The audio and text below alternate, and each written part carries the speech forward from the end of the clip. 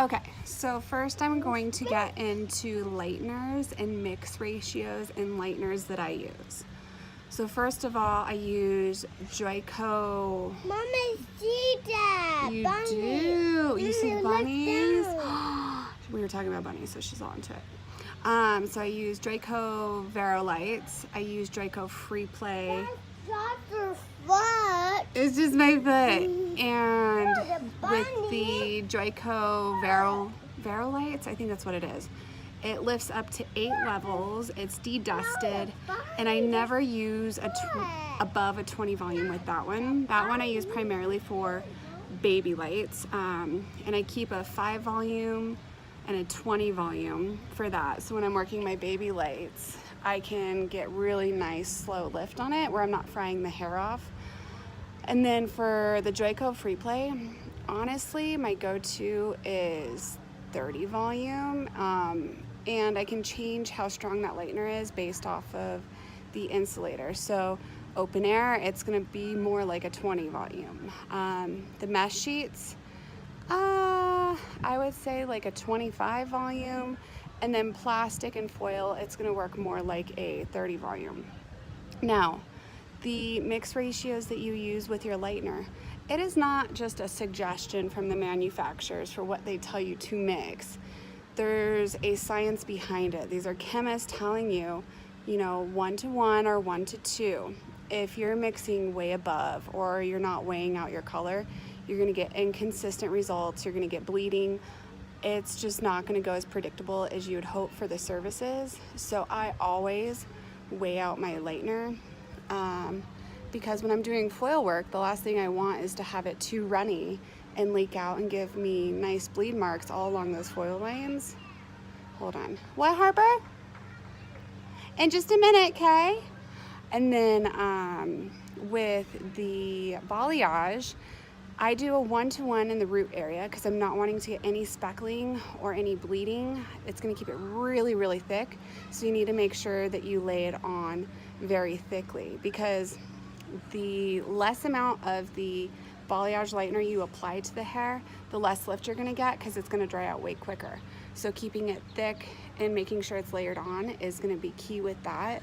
I'll mix it up 1:2 when I'm working on the mids to ends, so I have a little bit more of play with it, because when it's so thick, it's really hard to manipulate up and down. So in that root area, that's where I'll keep it. And then I'll have my second formula mixed up 1:2. And sometimes that second formula, I may even use like just a 5 volume with that free play. That's if they're already blonde and we're just wanting to bump it up and make it a little bit lighter. Hold on. What, baby? Oh, snack time. Get your snacks. So then you just need to make sure you really stick to those manufacturers' mix ratios. That's if you're wanting to have predictable results. Keep the 40 volume away. I don't think there's any need really for a 40 volume. If you're using the right insulators, the right timing, I think 40 volume just blows the hair open and it's not needed. So stick to your mix ratios, use your insulators. When you're working with your foil work, remember that the thinner the stitch or weave, the quicker it's gonna lift. It might be a lot more work beforehand, but you're gonna get a lot quicker of a lift, really bright, clean results. If you put in a really thick section into your foils, you're gonna get an inconsistent lift, and you are gonna get it a lot slower because it's not fully saturated. And also when you're doing baby lights, I do it based off a level system. If a client is a level 6 to 10, I use typically a 5 volume. If they're a level 1 to 6, it depends, anywhere from a 10 to 20 volume. And like I've said in my last post, I don't use anything above a 20 in my foils. There's no need for it. Also, there's no need for heat on hair if you're doing the proper application.